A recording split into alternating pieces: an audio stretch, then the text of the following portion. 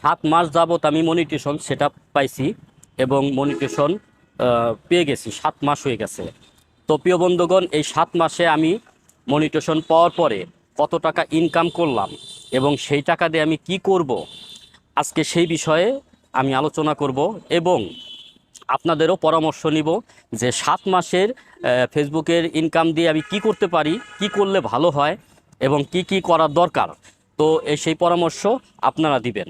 তো এই যে আমি মনিটেশন এই 7 মাস ধরে পাইছি, 7 মাস ধরে মনিটেশন পাওয়ার পরে আমি যে ভিডিওগুলো ছাড়ছি আজকে দেখাবো সেই ভিডিও থেকে আমি কত টাকা ইনকাম করলাম এবং সেই ভিডিও থেকে আমার কত টাকা ইনকাম আসলো মাসে। এই প্রত্যেকটা বিষয় আমি আপনাদেরকে দেখাবো এবং আপনারা মতামত দিবেন যে আমি এই 7 মাসের ফেসবুকের ইনকাম দিয়ে কি করব, কি কাজে লাগাইলে ভালো হবে।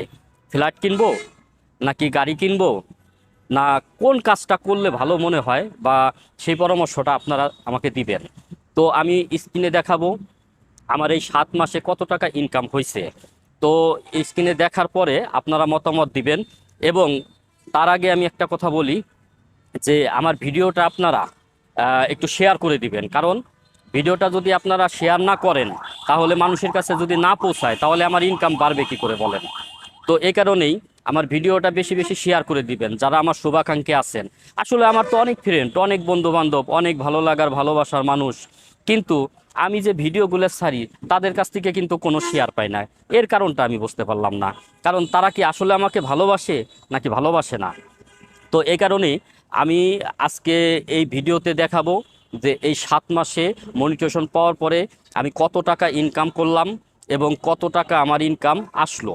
তো এটা আপনারা দেখতে থাকুন স্ক্রিনে এবং আমি আপনাদেরকে দেখাইতে থাকি। তো বন্ধুগণ, এই 7 মাসে যে আমার ইনকাম, সেই ইনকামটা আমি আপনাদেরকে এখন দেখাবো।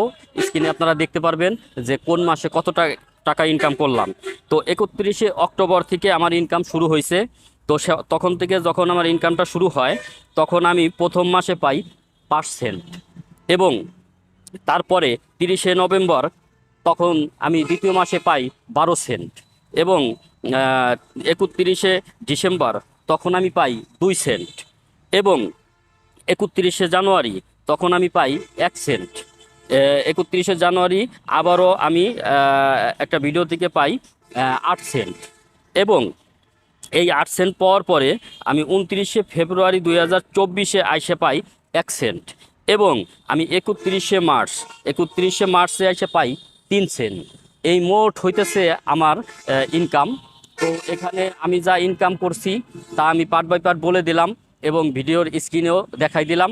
আপনারা দেখবেন এবং দেখার পরে আমাকে পরামর্শ দিবেন যে আমি এই টাকা দিয়ে কি করতে পারি। এই ফেসবুক থেকে যে 7 মাসে আমি ইনকাম করলাম, তো এই 7 মাসের ইনকাম দিয়ে আমি কোন পারপাসে খরচ করলে ভালো হয় এবং কোন পারপাসে খরচ করলে আমার জন্য মঙ্গলজনক হবে। তো প্রিয় বন্ধুগণ, এই প্রশ্ন আমি আপনাদের মাঝে তুলে দিলাম।